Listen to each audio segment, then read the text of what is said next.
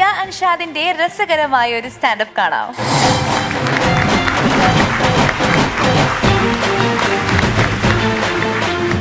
നമസ്കാരം, ഞാൻ ലിയ. വിഷു മലയാളിയുടെ സ്വന്തം കാർഷികാഘോഷം.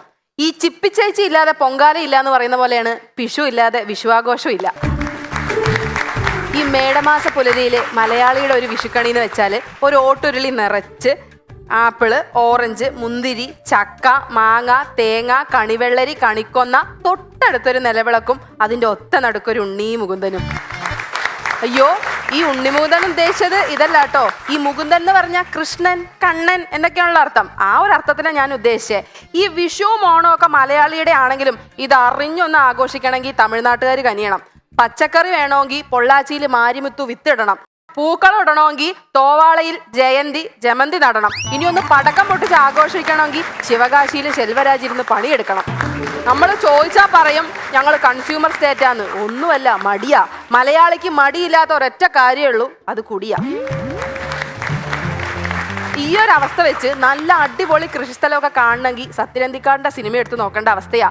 ചീരയ്ക്ക് തടവെടുക്കുന്നു, പടവലങ്ങയ്ക്ക് വള്ളി കെട്ടുന്നു, കോവയ്ക്ക പറിക്കുന്നു. പക്ഷേ അതിന്റെ ലൊക്കേഷനും അങ്ങ് പൊള്ളാച്ചിയില. ഇതിനൊരു കാരണമുണ്ട്.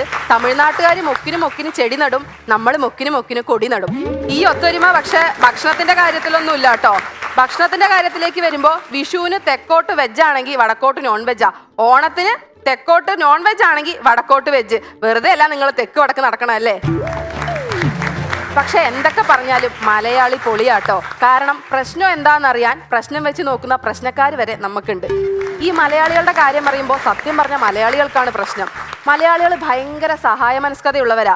കാലത്ത് മുതൽ വൈകിട്ട് പട്ടിയെ പോലെ പണിയെടുത്ത് പൈസ ഉണ്ടാക്കും. എന്നിട്ട് ഡെയിലി അടിക്കുന്ന മദ്യവും അടിക്കാത്ത ലോട്ടറിയും എടുത്ത് സർക്കാരിനെ സഹായിക്കും. അതുപോലെ തന്നെ മലയാളികളെ പറ്റിക്കാൻ ഭയങ്കര എളുപ്പമാണ്. ഞങ്ങളുടെ നാട്ടിലൊരു ചേട്ടൻ കേരള ഫ്രൈഡ് ചിക്കൻ KFC എന്നും പറഞ്ഞിട്ടൊരു ഷോപ്പ് തുറന്നു. ഒരു പട്ടിക്കുഞ്ഞു പോലും തിരിഞ്ഞു നോക്കിയില്ല. കുറച്ച് ദിവസം കഴിഞ്ഞപ്പോൾ പുള്ളിക്ക് ഒരു ഐഡിയ തോന്നി, KFCയുടെ ഫ്രണ്ടിൽ ഒരു നാടൻ എടുത്തിട്ടാലോ എന്ന്. നാടൻ KFC എന്ന് എഴുതി വെച്ചതും തൊട്ടടുത്ത ബിവറേജിലേക്കാളോ ആളായി ഈ കടയിൽ. ഈ ഒരു ഐഡിയ ഞാനും പ്രയോഗിച്ചു. എൻ്റെ ടൗണിലുള്ള ഒരു ഹോട്ടലുണ്ട്, ബെസ്റ്റ് ഫുഡ്സ് എന്നാണ് പേര്. ഞാൻ അതിൻ്റെ പേര് ചെറുതായിട്ടൊന്ന് മാറ്റി വീട്ടിലെ ഊണ്. ഇപ്പം നല്ല തിരക്കുണ്ട്, നല്ല ആളുമുണ്ട്. ഈ മലയാളികൾ ഇതുപോലെ തന്നെ വേറൊരു പ്രശ്നമാണ്, സ്നേഹം പ്രകടിപ്പിക്കില്ല. ഒട്ടുമിക്ക മലയാളി ഭർത്താക്കന്മാരും ചാക്കോമാഷിനെ പോലെയാ. കണക്ക് പഠിപ്പിക്കൂന്നല്ല, അവരുള്ളിലാണ് സ്നേഹം. നിങ്ങൾ കണ്ടിട്ടില്ലേ, ഭർത്താവ് ഫ്രണ്ടിൽ നടക്കും, ഭാര്യ ബാക്കിൽ നടക്കും, മക്കള് നടുക്ക് നടക്കും. ഈ ഫ്രണ്ടിൽ നടക്കുന്ന ഭർത്താവിന്റെ മൊട്ടും ഭാവവും ഒക്കെ കണ്ടു കഴിഞ്ഞാൽ ആ പുറകിൽ വരുന്ന സ്ത്രീയുമായിട്ട് തനിക്ക് യാതൊരു ബന്ധമില്ലാന്ന് തോന്നും. പക്ഷെ മക്കളുടെ എണ്ണം കണ്ടാൽ അറിയാം അവർ തമ്മിൽ നല്ല ബയോളജി, നല്ല കെമിസ്ട്രി ഉണ്ടെന്ന്. എന്റെ ഭർത്താവ് ഇങ്ങനെയാ. പുറത്തു പോയി കഴിഞ്ഞാൽ നാലാളുടെ മുന്നിൽ വെച്ച് അടുത്തിരിക്കില്ല, തോളത്ത് കൈയിടില്ല, കെട്ടിപ്പിടിക്കില്ല. പക്ഷേ ഒറ്റയ്ക്കാണെങ്കിൽ സൂക്ഷിച്ചു നോക്കണ്ട ഉണ്ണി, അപ്പോഴും ഒന്നുമില്ല. ചുരുക്കി പറഞ്ഞ ഈ മലയാളികൾ എന്ന് പറഞ്ഞാൽ മലയാളികളുടെ ജീവിതം KSRTC ബസ് പോലെയാ. ഏത് റൂട്ടിൽ കൂടെ ഓടിയാലും നഷ്ടം മാത്രമേ ഉള്ളൂ. ഈ KSRTCയോടുള്ള ഇഷ്ടം കൊണ്ടാണോ എന്നറിയില്ല, ഇവർ ഫ്ലൈറ്റിൽ കയറുമ്പോഴും ഈ KSRTC കയറുന്ന അതേ സ്വഭാവം മലയാളികൾക്ക്. ഭയങ്കര തിക്കും തിരക്കുക. ഇവരുടെ തിക്കും തിരക്കും കണ്ടു കഴിഞ്ഞാൽ തോന്നുന്നു ഓടിച്ചെന്ന് നമുക്ക് ഇഷ്ടമുള്ള വിൻഡോ സീറ്റിൽ ചെന്ന് ഇരിക്കാന്ന്. വെറുതെ വെറും ഷോ. ഈ ഫ്ലൈറ്റിന്റെ കാര്യം പറഞ്ഞപ്പോഴാട്ടാ, ഒരൊറ്റ ദുബായ് യാത്രയിലൂടെ ഏറ്റവും കൂടുതൽ പൈസ മുടക്കിയ ഒരാൾ ഞങ്ങളുടെ നാട്ടിലുണ്ട്, സുധാകരൻ ചേട്ടൻ. പുള്ളി ദുബായ്ക്ക് ഒരു ഫ്ലൈറ്റ് എടുത്ത് പോകുമ്പോൾ പെട്ടെന്ന് ഫ്ലൈറ്റ് ടേക്ക് ഓഫ് ആയതും പെട്ടെന്ന് ഒരു ഞെരുക്കവും ഒരു ഭയങ്കര ശബ്ദവും. അപ്പൊ തന്നെ പുള്ളി നെഞ്ചത്ത് കൈവച്ച് പറഞ്ഞു, എന്റെ ചിനക്കുത്തൂർ ഭഗവതി, ഞാൻ അടുത്ത വിഷു ഉത്സവം ഞാൻ തന്നെ നടത്തിക്കോളാന്ന്. ഫ്ലൈറ്റ് ലാൻഡ് ചെയ്ത് കഴിഞ്ഞപ്പോഴാണ് മനസ്സിലായത് അത് ഫ്ലൈറ്റിന്റെ ടയർ വന്നടിച്ചതിന്റെ സൗണ്ടാണ്. പിന്നെന്ത് പറയാനാ, 1.5 വർഷം ഗൾഫിൽ കടന്ന് പട്ടിപ്പണി എടുത്ത് 2 ആനയും 12 ശിങ്കാരിമേളവും ഉൾപ്പെടെയുള്ള ഉത്സവം ഗംഭീരമാക്കി ഒരു ഗൾഫിൽ പോക്കിന് 12 ലക്ഷം രൂപ ചെലവ് വന്നു. ഇതുപോലെ തന്നെയാണ് മലയാളികൾക്ക് വേറൊരു കുഴപ്പമുണ്ട്. എടാ വിഷുവൊക്കെ എന്താ, ഓണമൊക്കെ ആയില്ലേ, വിഷുവൊക്കെ ആയില്ലേ എന്നൊക്കെ ചോദിച്ചാൽ പറയും, എന്ത് വിഷു എന്ത് ഓണം, ഇങ്ങനെ പോകുന്നു എന്നൊക്കെ. എന്നാൽ അവൻ്റെ വീട്ടിൽ ഉച്ചയ്ക്ക് പോയി നോക്കിയാൽ കാണാം 4 വക പായസം കൂട്ടി ഊണ്, 40,000 രൂപയുടെ ഷോപ്പിംഗ് കഴിഞ്ഞിരിക്കുന്ന ഭാര്യ, രാത്രി പൊട്ടിക്കാൻ 25,000 രൂപയുടെ പടക്കം. എന്നിട്ട് പറയാ എന്ത് വിഷു എന്നൊക്കെ. അല്ല, നമ്മളും ഇടയ്ക്ക് ഇങ്ങനെയാ. നമ്മളും ഈ ചെയറിലൊക്കെ ഇരിക്കുമ്പോൾ വെറുതെ ചിന്തിക്കാറില്ലേ, എന്ത് ജീവിതമോ, ചത്താ മതിയായിരുന്നു എന്നൊക്കെ. അപ്പൊ തന്നെ ചെയറൊന്ന് ഒടിഞ്ഞു കഴിഞ്ഞാൽ പറയും, ദൈവമേ ഇപ്പൊ ചത്തേനേന്ന്. ഇതാണ് മലയാളികൾ. ഈ മലയാളികൾ മൊത്തത്തിൽ 2 തരത്തിലേ ഉള്ളൂ. ഒന്ന് ഉണ്ണിമുകുന്ദനെ പോലെ ഡീസൻ്റ് ആയവരും, പിന്നെ ഒന്ന് നല്ലവനായ ഉണ്ണിയെ പോലെ ഡീസൻ്റ് ആയവരും. അപ്പോൾ എല്ലാം പറഞ്ഞ പോലെ ഹാപ്പി വിഷു.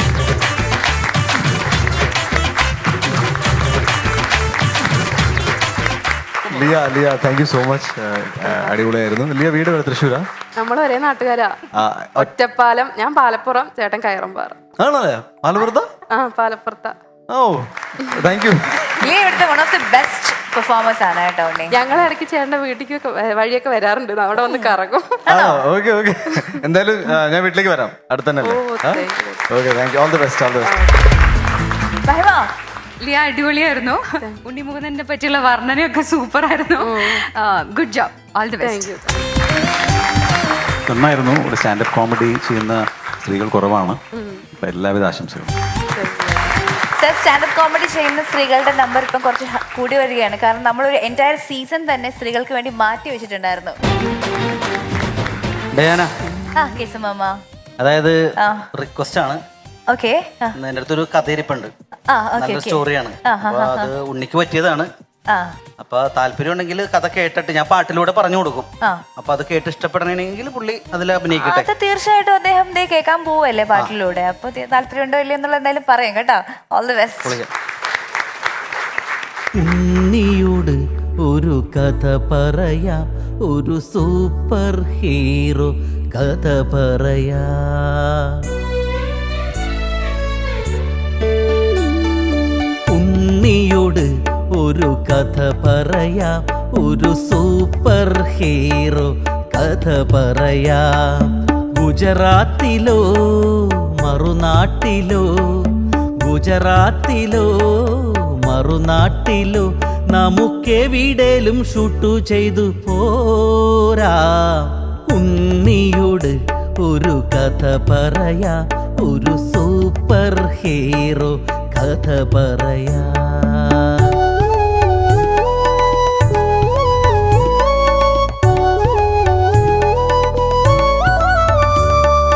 ഫൈറ്റും കുറെ ചെയ്സുമുണ്ടതിൽ, ഗസ്റ്റായി സണ്ണീലിയോ,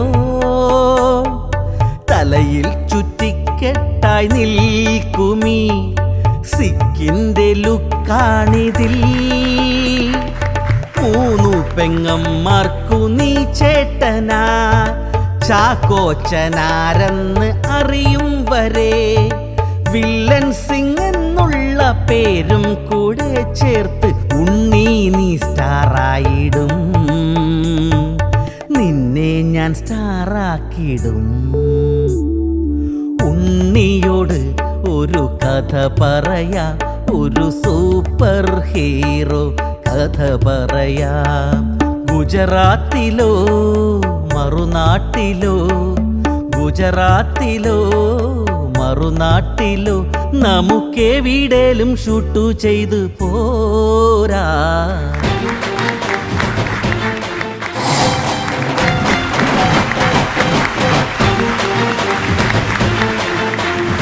നമസ്കാരം. ഞാനിന്ന് ഇവിടെ അവതരിപ്പിക്കുന്ന സ്റ്റാൻഡപ്പ് കോമഡിയിലെ കഥയും കഥാപാത്രങ്ങളും തികച്ചും യാദൃശികം മാത്രമാണ്. ജീവിച്ചിരിക്കുന്നവരോ മരിച്ചവരോ ഇനി ജനിക്കാൻ പോകുന്നവരായിട്ട് യാതൊരു വക ബന്ധവും ഈ സ്റ്റാൻഡപ്പ് കോമഡിക്കില്ല. ഇനിയിപ്പോൾ ഉണ്ടെങ്കിൽ തന്നെ എനിക്ക് ഒന്നും ചെയ്യാൻ പറ്റില്ല, കാരണം ഞാനിത് പഠിച്ചു പോയി. ഞാനും നമ്മുടെ യൂസഫ് അലി സാറും, നമ്മൾ ഒരുപാട് ബഹുമാനിക്കുന്ന യൂസഫ് അലി സാറും ഒരു കാര്യത്തിൽ ഭയങ്കര കണക്ഷൻ ഉണ്ട്. ഇപ്പം നിങ്ങൾ വിചാരിക്കും കാശിൻ്റെ കാര്യത്തിലാണ്. കാശിൻ്റെ കാര്യത്തിലല്ല, ചാളയുടെ കാര്യത്തിലാണ്. അതായത് യൂസഫ് അലി സാറിന് ഏറ്റവും ഇഷ്ടപ്പെട്ട മീനാണ് ചാള. അതുപോലെ തന്നെ എനിക്കും ഏറ്റവും ഇഷ്ടപ്പെട്ട മീനാണ് ചാള. എൻ്റെ വീട്ടിൽ എല്ലാ ദിവസവും ഞാൻ ചാള മേടിക്കും. കഴിഞ്ഞ ആഴ്ച ഞാൻ ഒരു കിറ്റ് ചാള മേടിച്ചിട്ട് എൻ്റെ വീട്ടിൽ കൊണ്ടുവന്നിട്ട് എൻ്റെ അമ്മോട് പറഞ്ഞു, അമ്മേ വേഗം അങ്ങോട്ട് കറി വെച്ചേന്ന് പറഞ്ഞു. അപ്പം എൻ്റെ അമ്മ സന്തോഷത്തോടു കൂടി ആ കിറ്റ് മേടിച്ച് കിറ്റിലേക്ക് നോക്കിയതും എൻ്റെ അമ്മയുടെ മുഖം അങ്ങോട്ട് മാറി. എൻ്റെ അമ്മ എന്നോട് പറയും, എൻ്റെ പൊന്നു മോനെ എത്ര കാലമായിടാ നിന്നോട് ഒരു കിലോ അയില മേടിക്കാൻ പറഞ്ഞിട്ട്. എൻ്റെ അമ്മയ്ക്ക് ഏറ്റവും ഇഷ്ടപ്പെട്ട മീൻ അയില. ഞാൻ എൻ്റെ അമ്മയോട് പറഞ്ഞു, അമ്മയ്ക്ക് ഒരു കിലോ അയില മേടിക്കാൻ എനിക്ക് അറിയാഞ്ഞിട്ടല്ല, അമ്മയ്ക്ക് ഞാനൊരു കിലോ അയില കൂടെ മേടിച്ചു കൊണ്ടുവന്നാൽ നമ്മുടെ അച്ഛൻ്റെ മുഖം മാറും. കാരണം എൻ്റെ അച്ഛന് ഏറ്റവും ഇഷ്ടപ്പെട്ട മീൻ ചെമ്പല്ലിയാണ്. ഇനി അച്ഛനൊരു കിലോ ചെമ്പല്ലിയും എൻ്റെ അമ്മയ്ക്ക് ഒരു കിലോ അയിലും മേടിച്ചു എന്ന് വിചാരിക്കാം. രമേശേട്ടാ, എൻ്റെ പെണ്ണിൻ്റെ മുഖം മാറും. ഇവളെ കല്യാണം കഴിച്ച അന്ന് തൊട്ട് ഇവൾ എന്നോട് പറയാ, ചേട്ടാ നിങ്ങൾ എൻ്റെ അടുത്ത് കൊഞ്ചാറുണ്ടാ കുഴയാറുണ്ടാ, ഇതൊക്കെ പൊക്കോട്ടെ, ഒരു കിലോ കൊഞ്ച് മേടിക്കാൻ പറഞ്ഞിട്ട് എത്ര കാലമായി. എൻ്റെ ഭാര്യയ്ക്ക് ഏറ്റവും ഇഷ്ടപ്പെട്ട മീൻ കൊഞ്ചാണ്. എൻ്റെ വീട്ടിൽ 95 വയസ്സ് പ്രായമുള്ള ഒരു അമ്മാമ്മയുണ്ട്. അമ്മാമ്മ നേരം വെളുത്ത് കഴിഞ്ഞാൽ തുടങ്ങും, ഡാ ബിനാ ഒരു കിലോ കൂന്തൽ മേടിക്കടാ, ഒരു കിലോ കൂന്തൽ മേടിച്ച് കറി വെച്ച് കഴിച്ചിട്ട് ചാവാൻ പറ്റുമോ? എൻ്റെ അമ്മാമ്മയ്ക്ക് ഏറ്റവും ഇഷ്ടപ്പെട്ട മീൻ കൂന്തലാണ്. സത്യം പറയാലോ, എൻ്റെ വീട്ടിൽ 8 പേരുണ്ട്. 8 പേർക്കും 8 തരം മീനോടാണ് ഇഷ്ടം. ഈ 8 പേർക്കും 8 തരം മീൻ ഞാൻ ഡെയിലി മേടിക്കണമെങ്കിൽ ചുരുങ്ങിയത് 800 രൂപ വരും. എനിക്ക് ആകെ ഡെയിലി കിട്ടണ കൂലി 800 രൂപയാണ്. ഈ 800 രൂപയ്ക്ക് ഞാൻ മീൻ മാർക്കറ്റിൽ നിന്ന് മീൻ മേടിച്ച് കൊണ്ടുവരുന്നത് ഞങ്ങളുടെ പഞ്ചായത്ത് ഓഫീസിലുള്ള ഏതെങ്കിലും ഒരു ഓഫീസർ കണ്ടു കഴിഞ്ഞു തീർന്നു. ഇപ്പൊ പഞ്ചായത്തിൽ നിന്ന് വീടിന് ലോൺ പാസ്സായിരിക്കുക.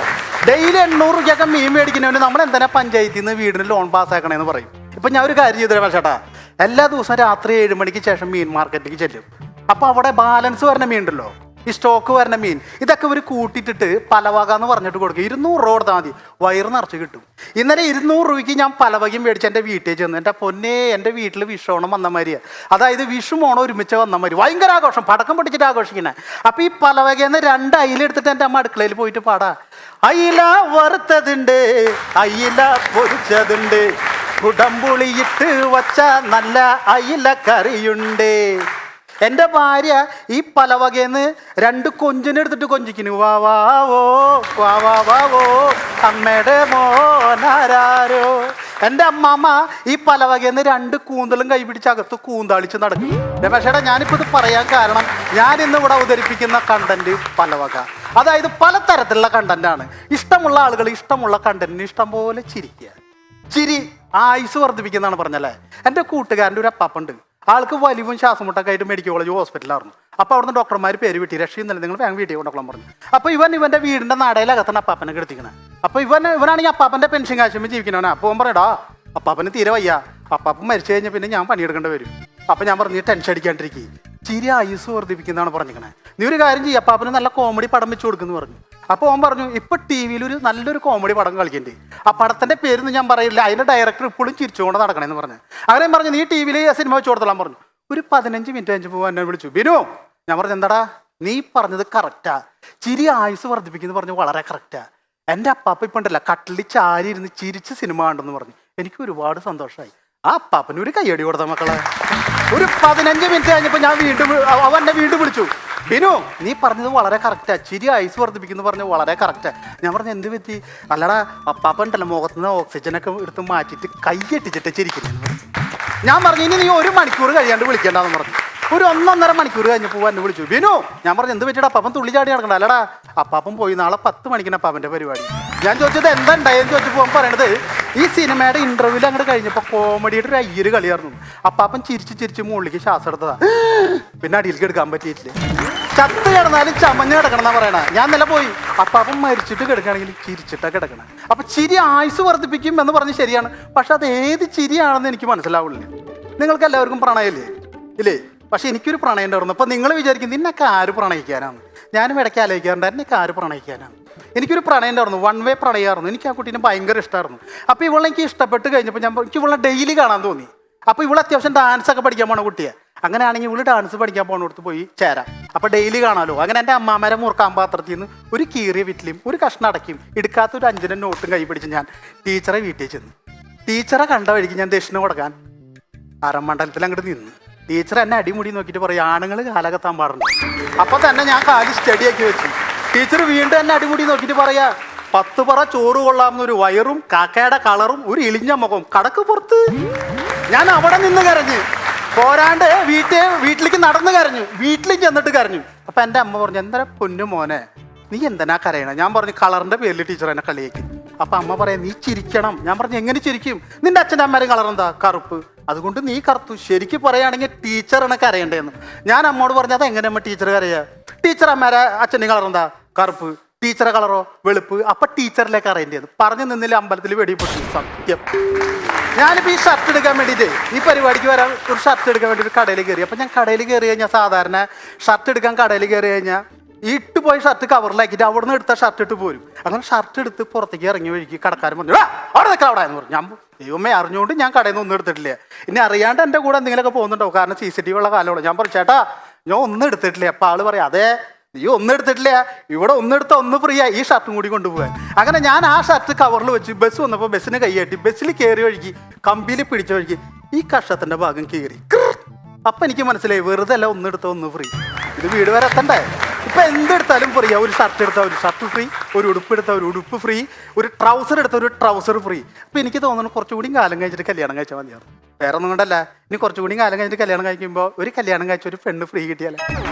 എഡിറ്റ് ചെയ്യുന്ന ആൾക്കാർ ഒരു പ്രത്യേക ശ്രദ്ധയ്ക്ക് ഈ ഭാഗം വരുമ്പോ ഒന്ന് എഡിറ്റ് ചെയ്ത് കളഞ്ഞോളോ.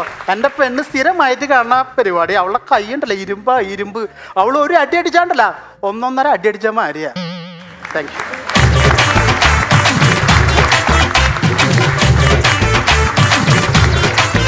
വിനു കൊടുന്നൂരിന് നല്ലൊരു കൈഡി കൊടുക്കാം. വിനു, ഹാപ്പി വിഷു.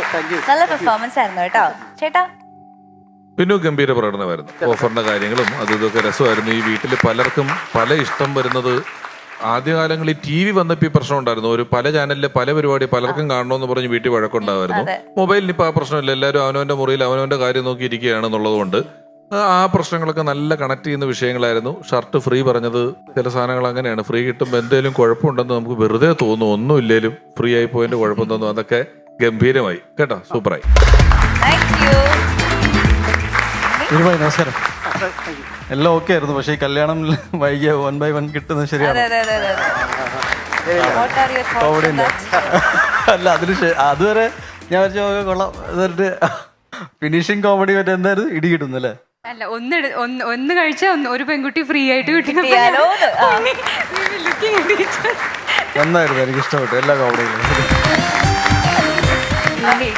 ചിരിച്ച ആയുസ് കൂടുന്നു പറഞ്ഞല്ലോ ചേട്ടാ. എന്തായാലും എന്റെ ആയുസ് എന്തായാലും കുറച്ചും കൂടെ കൂടും എന്ന് ഞാൻ വിശ്വസിക്കുന്നു. കാരണം ചിരിക്കാൻ പറ്റിയ ഒരുപാട്. Thank you. അടിപൊളി. ഇപ്പോഴും ചിരിച്ചുകൊണ്ട് നടക്കുന്ന സംവിധായകൻ ആരാണ്? ഇല്ലേ, അത് വെറുതെ ഒരു ഫ്ലോക്കി പറഞ്ഞതാ. അങ്ങനെ പരിചയമുള്ള സംവിധായകരുണ്ടോ എങ്ങനെ ഇങ്ങനെ എപ്പോഴും ചിരിച്ചോണ്ട് നടക്കുന്നത്? പിന്നെ ഞാൻ പുള്ളി ചിരിച്ചോണ്ട് നടക്കുള്ളൂ. ആ, അങ്ങനെ ടെൻഷൻ അടിച്ച് നമ്മൾ ഇതുവരെ കണ്ടിട്ടില്ല കാര്യമായിട്ട്. ദേഷ്യപ്പെട്ട് ഞാനും കണ്ടിട്ടില്ല. Okay, Binu, thank you so much everyone. Binu, പൊളിച്ചു അസലായിട്ടാ. Thank you. Once upon a time നിങ്ങൾ പങ്കെടുക്കുവാൻ താല്പര്യപ്പെടുന്നുണ്ടെങ്കിൽ funsupon@gmail.com നിങ്ങളുടെ ഡീറ്റെയിൽസ് മെയിൽ ചെയ്യുക. ഒപ്പം താഴെ കാണുന്ന വാട്സ്ആപ്പ് നമ്പറിലേക്ക് ഡീറ്റെയിൽസ് അയക്കുക.